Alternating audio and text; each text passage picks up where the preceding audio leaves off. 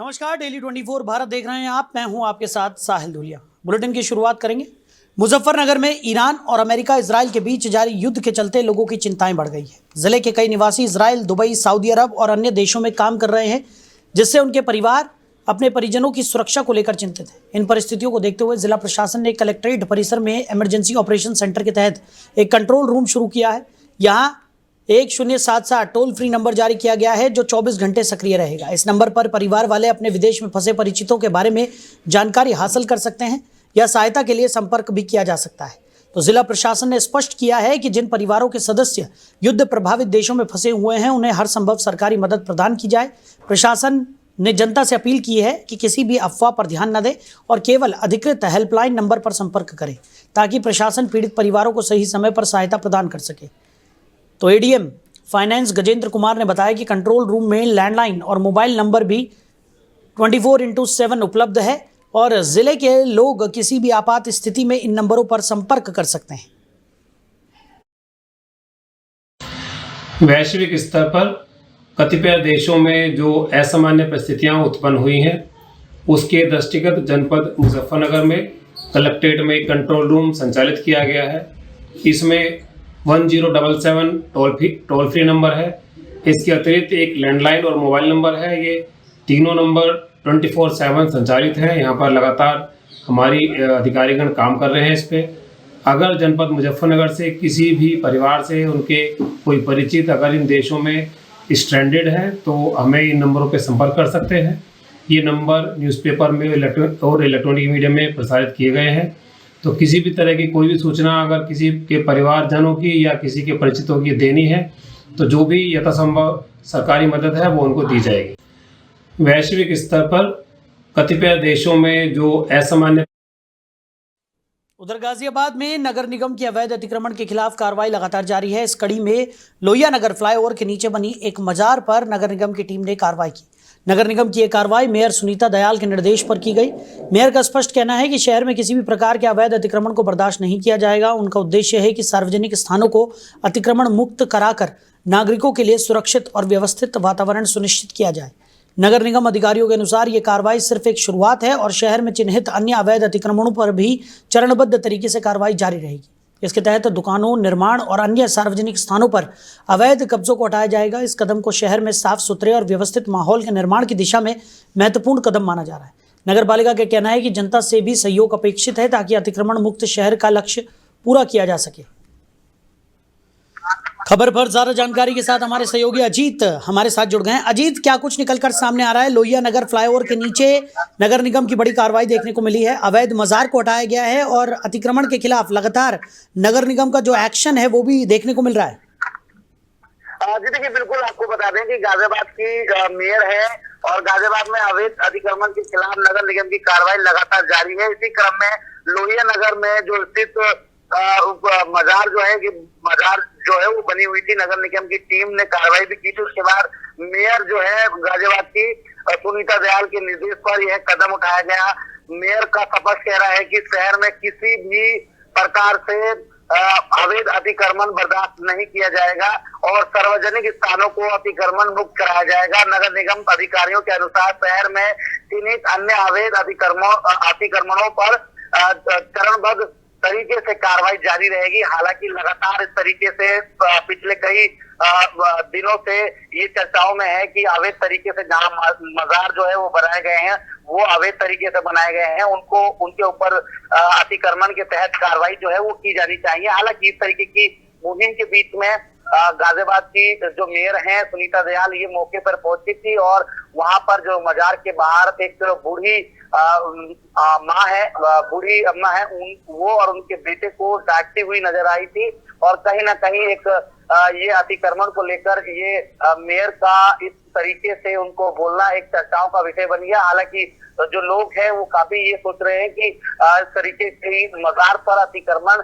कहाँ तक जायज है और इस पर चर्चाओं का जो विषय है वो चलने लग गया है। जी बिल्कुल, और लगातार हम देख भी रहे हैं कि नगर निगम की तरफ से ताबड़तोड़ कार्रवाई की जा रही है। जहां पर भी अवैध अतिक्रमण है उसके खिलाफ नगर निगम सख्त से सख्त कार्रवाई यहां पर कर रही है। जिस तरीके से अभी अवैध मजार को भी तोड़ा गया है, और साथ ही साथ नगर निगम ने लोगों से भी अपील की है कि वो इस तरीके के अतिक्रमण को हटाने में नगर निगम का सहयोग करें, ताकि अतिक्रमण मुक्त जो प्रदेश है वो यहाँ पर विकसित किया जा सके।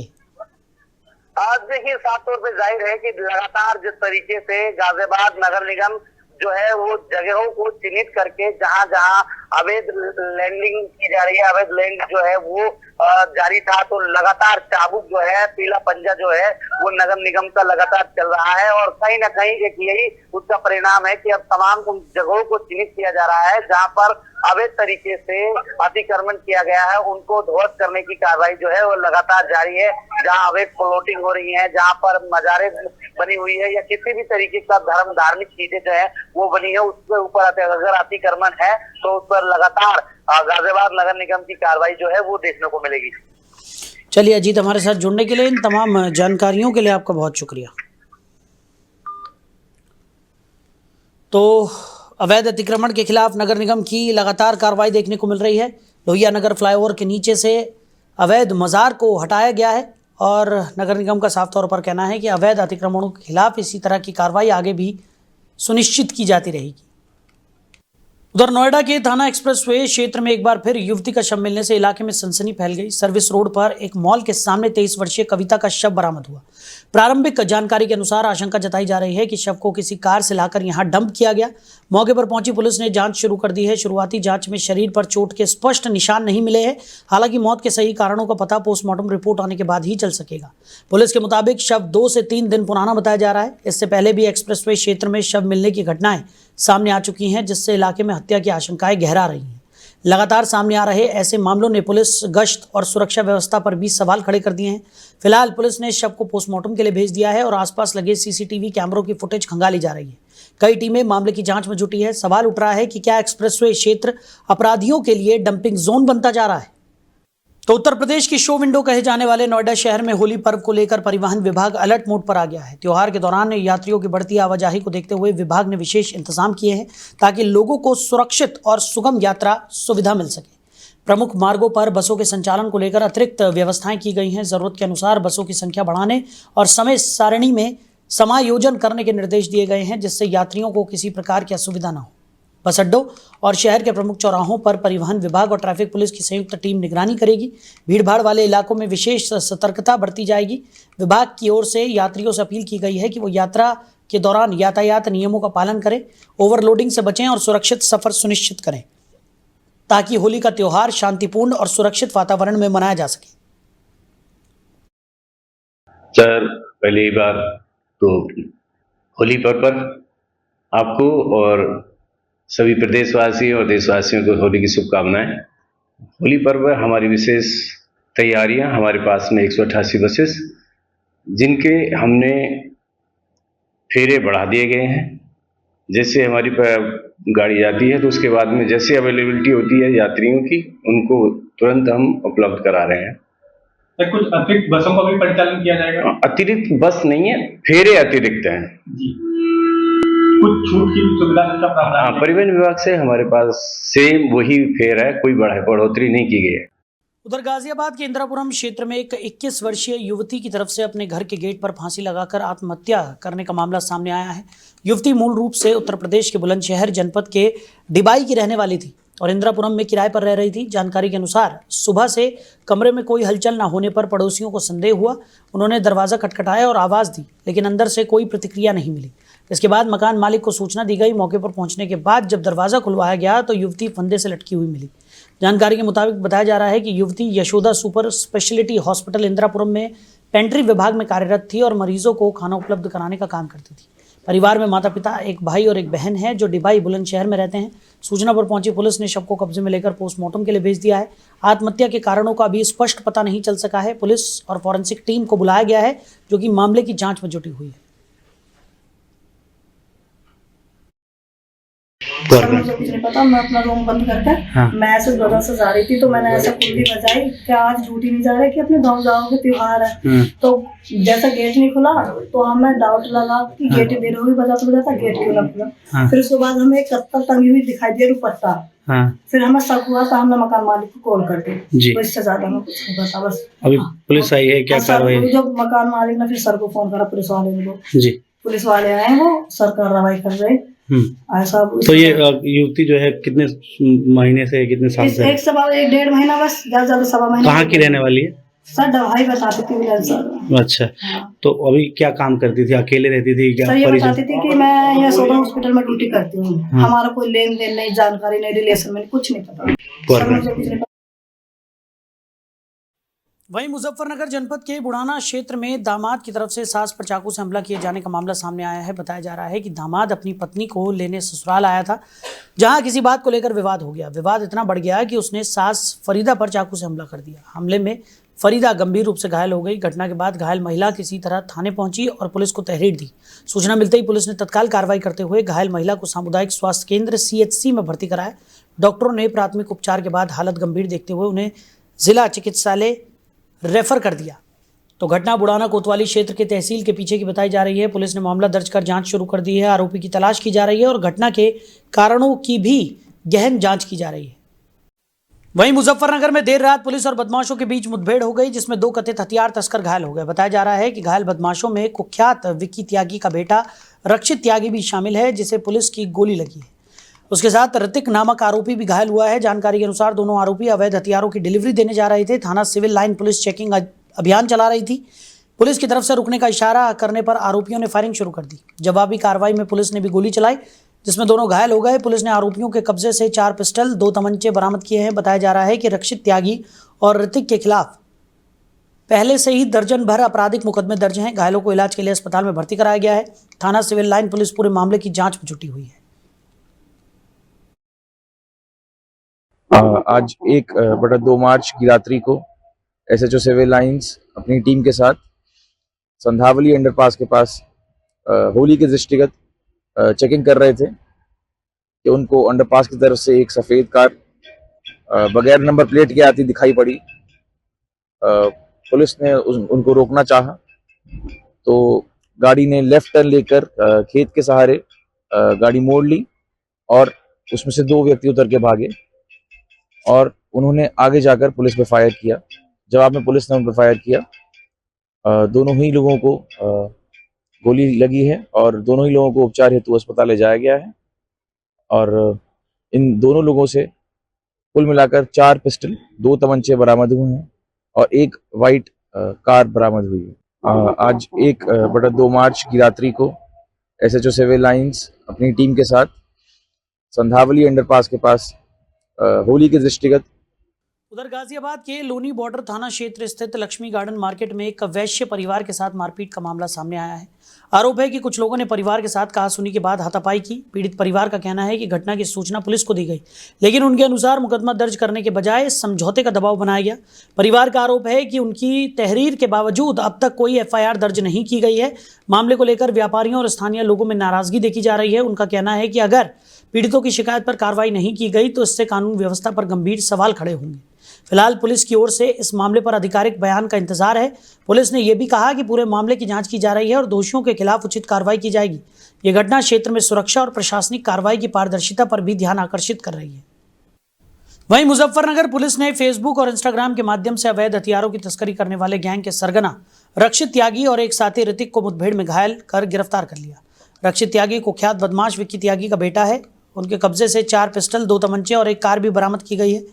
जानकारी के अनुसार रक्षित त्यागी ने 20 से 30 साल के युवाओं का गैंग बनाया था, जो सोशल मीडिया प्लेटफॉर्म के जरिए हथियार सप्लाई करता था। ये हथियार मुख्य रूप से वर्चस्व की लड़ाई लड़ने वाले युवाओं को मिलते थे। रक्षित पर कम उम्र में ही दर्जन भर से अधिक आपराधिक मामले दर्ज हो चुके हैं, जिससे अधिकांश मुकदमे मुजफ्फरनगर, मेरठ और देहरादून में दर्ज हैं। SP सिटी सत्यनारायण प्रजापत ने बताया कि मुठभेड़ में बरामद हथियारों और वाहन के जरिए गैंग की आपराधिक गतिविधियों का भांडाफोड़ हुआ है। पुलिस अब गैंग के सभी सक्रिय सदस्यों की पहचान कर रही है और उनके खिलाफ गैंगस्टर एक्ट के तहत कार्रवाई की जाएगी। मामले में सोशल मीडिया, मोबाइल और अन्य साक्ष्यों की जांच की जा रही है ताकि पूरे नेटवर्क को पकड़ा जा सके और शहर में अवैध हथियार तस्करी पर रोक लगाई जा सके। वहीं मुजफ्फरनगर के बुढ़ाना कोतवाली पुलिस ने वांछित बदमाश जॉनी उर्फ अरुण को मुठभेड़ के दौरान पैर में गोली मारकर घायल कर दिया। उसके बाद उसे गिरफ्तार कर लिया गया। जॉनी कुछ दिन पूर्व अपने 2 अन्य साथियों के साथ बाइक पर सवार होकर दिन दहाड़े बुढ़ाना कस्बे में 2 अलग अलग घटनाओं में युवकों पर फायरिंग कर चुका था। ये घटना पास के मकान में लगे सीसीटीवी कैमरे में कैद हुई थी, जो बाद में सोशल मीडिया पर वायरल हो गई। 16 और 17 फरवरी को हुई फायरिंग के बाद पुलिस ने तीनों बदमाशों पर 15-15 हज़ार रुपये का इनाम घोषित किया था। 19 फरवरी को समद और आमिर को पहले ही मुठभेड़ में घायल कर गिरफ्तार किया गया था। जॉनी अब तीसरा वांछित बदमाश था, जिसे सोमवार देर शाम परसौली नहर के पास पुलिस ने खोजकर गिरफ्तार किया। गिरफ्तारी के समय जॉनी ने पुलिस पर फायरिंग की। जवाबी कार्रवाई में पैर में गोली लगी। घायल बदमाश को तत्काल CHC बुढ़ाना में भर्ती कराया गया। उसके कब्जे से 315 बोर का देसी तमंचा, 1 खोखा, 1 कारतूस बरामद हुए। जॉनी पर थाना बुढ़ाना द्वारा 15,000 रुपये का इनाम घोषित था। CO बुढ़ाना गजेंद्र पाल सिंह ने बताया कि ये कार्रवाई जिले में कानून व्यवस्था बनाए रखने और अपराधियों के खिलाफ सख्त कदम उठाने की दिशा में की गई है। थाना बुढ़ाना के चौकी इंचार्ज गढ़ी सखावत बै फोर्स के गढ़ी चौराहे पर चेकिंग कर रहे थे। उसी समय एक मुखबिर द्वारा सूचना प्राप्त हुई कि दिनांक 16 फरवरी और 17 फरवरी को कस्बा बुढ़ाना में जिन 3 बदमाशों ने फायरिंग की थी, उसमें से एक बदमाश जो वांछित है वो नहर वाली परासोली नहर पर की जो पुलिया है वहाँ पर खड़ा हुआ है और किसी घटना को अंजाम देने की फिराक में इसी सूचना पर तुरंत चौकी इंचार्ज मैं फोर्स के यहाँ पर आए तो देखा एक व्यक्ति खड़ा हुआ है। अपने पास आता हुआ पुलिस को देख करके उसने पुलिस वालों पर फायरिंग की। पुलिस ने उनको यहाँ ललकारा और अपने आत्मरक्षार्थ एक सूक्ष्म फायरिंग की। उसके पैर में गोली लगी है। घायल अवस्था में उसको CHC बुढ़ाना भेज दिया गया है।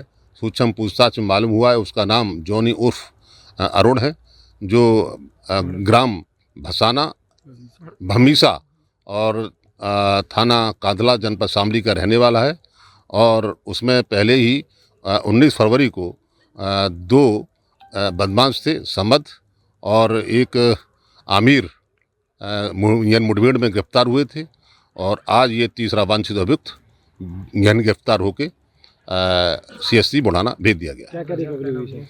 इसके पास से एक देसी तमंचा 315 बोर, 1 खोखा कारतूस, 1 जिंदा कारतूस और इस पर थाना बुढ़ाना से 15,000 का इनाम घोषित था। थाना बुढ़ाना खबर पर ज़्यादा जानकारी के साथ हमारे सहयोगी कुलदीप हमारे साथ जुड़ गए हैं। कुलदीप, क्या कुछ निकलकर सामने आ रहा है? पुलिस ने 15,000 के इनामी जॉनी को गिरफ्तार कर लिया है और बताया जा रहा है कि पुलिस के साथ मुठभेड़ में वो घायल हुआ, जिसके बाद अब पुलिस ने उसे गिरफ्तार कर लिया है। देखिए, मैं आपको बताना चाहूंगा ये सारा मामला बुढ़ाना कोतवाली क्षेत्र के अंतर्गत परसौली नहर का है, जहां पर पुलिस ने जॉनी नाम के जो बदमाश है उसको पैर में गोली मारकर घायल कर दिया गया। वहीं आपको बता दें कि अब आज से 15 दिन पूर्व लगभग इन शातिर बदमाशों द्वारा एक छात्र और एक युवक पर गोली चलाकर जानलेवा हमला किया था, जिसके चलते पुलिस ने इससे पहले आमिर और समद को गोली मारकर घायल कर दिया गया था। वही जो तीसरा साथी था जॉनी उर्फ अरुण, यह वांछित चल रहा था और इस पर 15,000 रुपए का भी इनाम बुढ़ाना कोतवाली से घोषित था। वहीं देर रात्रि के समय पुलिस को एक इनपुट मिलता है कि एक युवक जो है नहर पुलिया पर संदिग्ध अवस्था में खड़ा हुआ है। जब पुलिस ने उससे पूछना चाहा तो उसने पुलिस पार्टी पर फायरिंग कर दी और फायरिंग करने पर पुलिस की जवाबी फायरिंग के दौरान जो बदमाश है उसके पैर में गोली लग गई है। और जब पुलिस ने उससे उसकी जानकारी ली तो उसने अपना नाम जॉनी, गांव भविष्य, थाना कांधला बताया। वहीं जब पुलिस ने इसकी पुष्टि की तो यह बुढ़ाना कोतवाली से 15,000 का वांछित था और पुलिस की गोली लगने से घायल हो गया। उसके बाद पुलिस ने घायल अवस्था में इसको उपचार के लिए सामुदायिक स्वास्थ्य केंद्र में भर्ती कराया और पुलिस अग्रिम कार्रवाई में जुट गई है। जी बिल्कुल, और पुलिस की ये कार्रवाई कई मायनों में बेहद महत्वपूर्ण मानी जा रही है, क्योंकि काफ़ी लंबे समय से ये अपराधी जो था वो वांछित चल रहा था। कई जगहों पर इसके ऊपर मुकदमे भी दर्ज थे और 15,000 का इनाम भी इसके ऊपर घोषित किया गया था। तो यानी एक बड़ी सफलता यहाँ पर पुलिस को मिली है और इस आरोपी से कई और खुलासे होने की भी उम्मीद जताई जा रही है। देखिए, मैं आपको बताना चाहूंगा ये सादर किस्म के बदमाश है। इन पर जनपद व अन्य जनपद में लगभग आधा दर्जन के करीब मुकदमे दर्ज है और अभी हाल ही में 15 दिन पूर्व इस पर 307 का मुकदमा बुढ़ाना कोतवाली से दर्ज हुआ था और यह वांछित चल रहा था। जब इस पर 15,000 का इनाम घोषित हुआ तो पुलिस इसकी तलाश में जुट गई और उसके बाद यह बुढ़ाना क्षेत्र में फिर दोबारा से घटना करने के लिए आया हुआ था, जिसके चलते पुलिस को इनपुट मिलता है और पुलिस की गोली लगने से शातिर बदमाश घायल होता है जी। चलिए कुलदीप, हमारे साथ जुड़ने के लिए, इस तमाम जानकारी के लिए आपका बहुत शुक्रिया। पुलिस की बड़ी कार्रवाई यहाँ पर देखने को मिली है, जहाँ 15,000 का इनामी बदमाश पुलिस मुठभेड़ में घायल हो गया। जॉनी इस बदमाश का नाम बताया जा रहा है और बताया जा रहा है कि ये कई मामलों में संलिप्त था, लंबे समय से वांछित चल रहा था। पुलिस इसकी तलाश में जुटी हुई थी। एक बड़ी सफलता यहाँ पर पुलिस को 15,000 का इनामी जॉनी नामक बदमाश को पुलिस ने गिरफ्तार कर लिया है। तो फिलहाल इस बुलेटिन में मेरे साथ इतना ही। आप बने रहिए। नमस्कार।